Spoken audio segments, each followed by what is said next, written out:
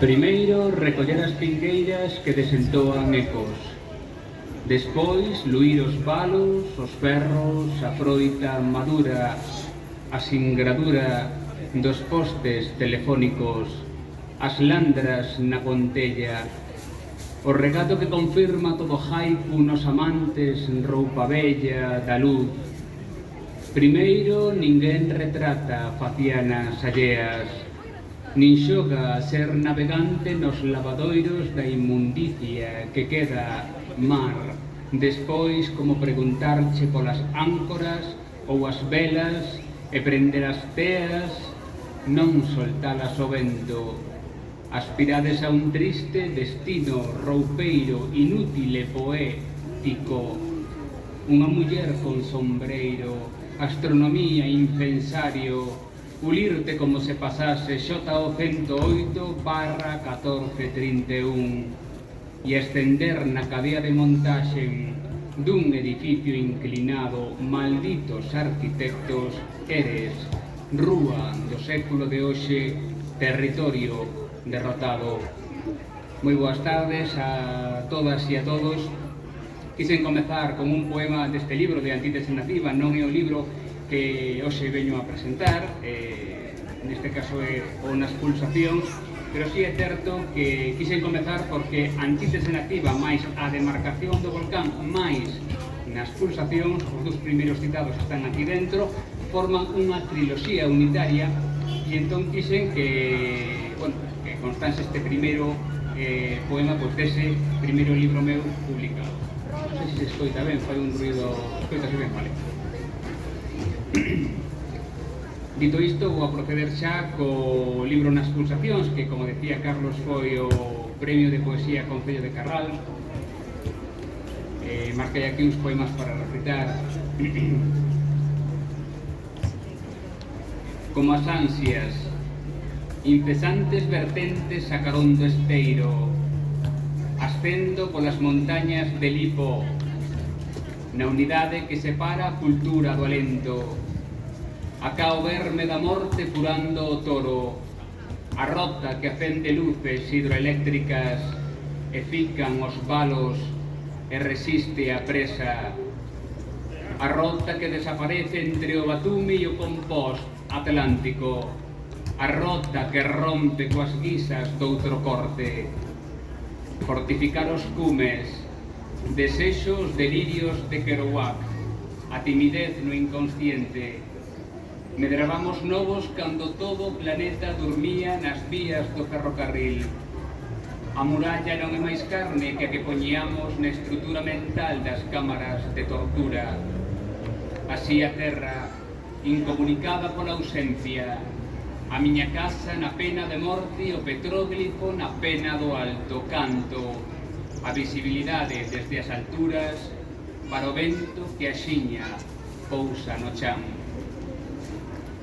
Sempre digo mesmo, cando presento Nas Pulsacións, este libro ten 4 partes.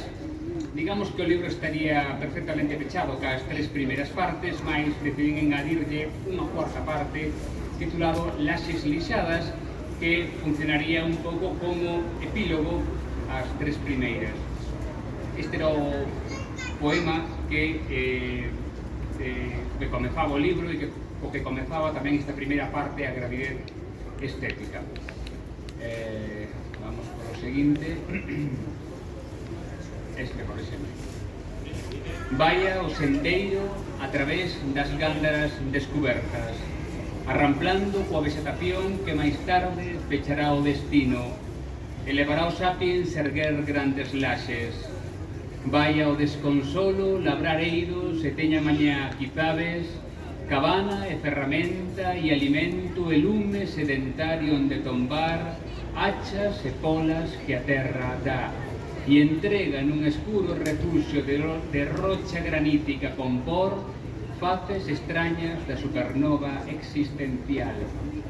Vaya a radiación por diante dos signos, sen significado xusto, mesmo no intre da aparición antropomorfa que algún día se percibirá como unha sombra no camiño, e serán as formas do fume esquivando os recunchos, as regañas da cova máis oculta. Acá están, acá temos parte do fin da procura enseixo cristalizado.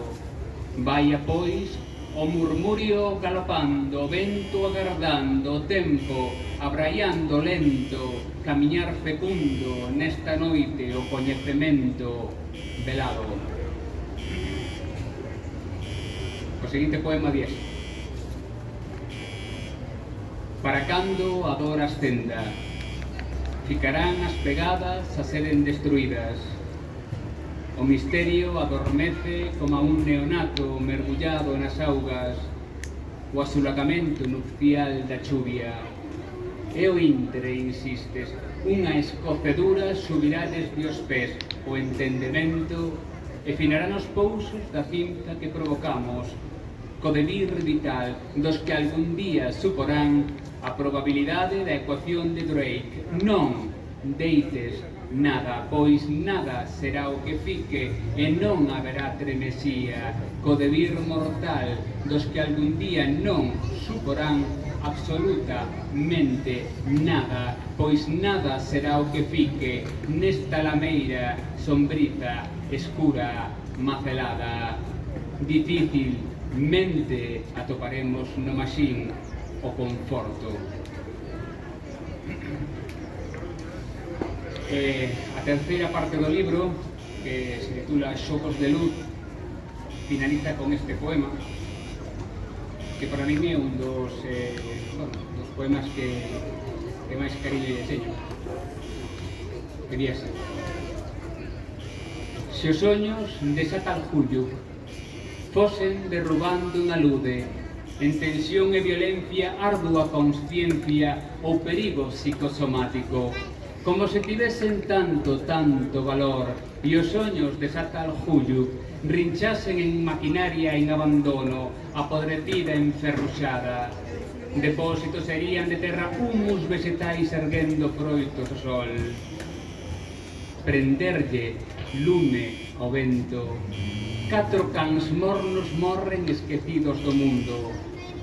Só por provocar o cataclismo, mantidas as mans, a graxa, animal refletindo na masa, humana, habitada, molesta, penal.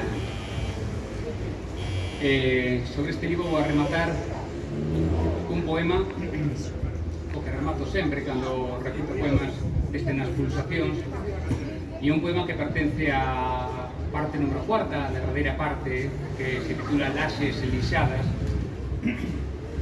E o poema di así: a nena camiña, achega a pel ao vento, alento que sementa o asexo da pel. O aire rabuña nas paredes metálicas do cortafrío.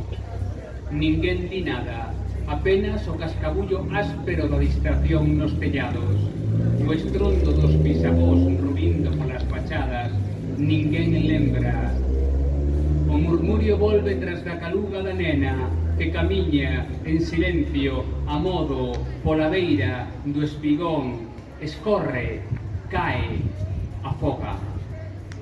Un corpo aboia entre o verdello, algas mortas, espuma, residuo. Pasan 10 minutos, 11, afunde.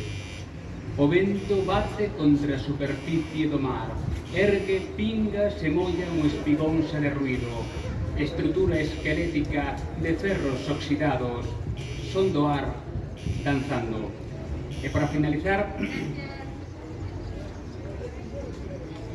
quero finalizar con un poema que non pertence a ningún destes libros, por tanto non pertence,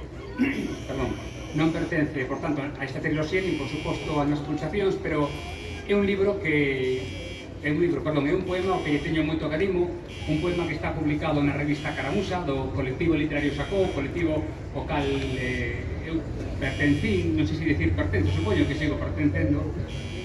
Sacó é un colectivo nado no ano 1998 que xuntou unha serie de creadores, poetas, artistas en xeral na zona de Noia Utes. E, bueno, este é un poema de finais dos anos 90, un poema de mocidade, máis de cando eu facía poemas un chisco máis sociais, un tanto máis discursivos e máis reivindicativos. É un poema que aínda a día de hoxe segue estando igual de vicente do que estaban aproximadamente hai 20 ou 25 anos.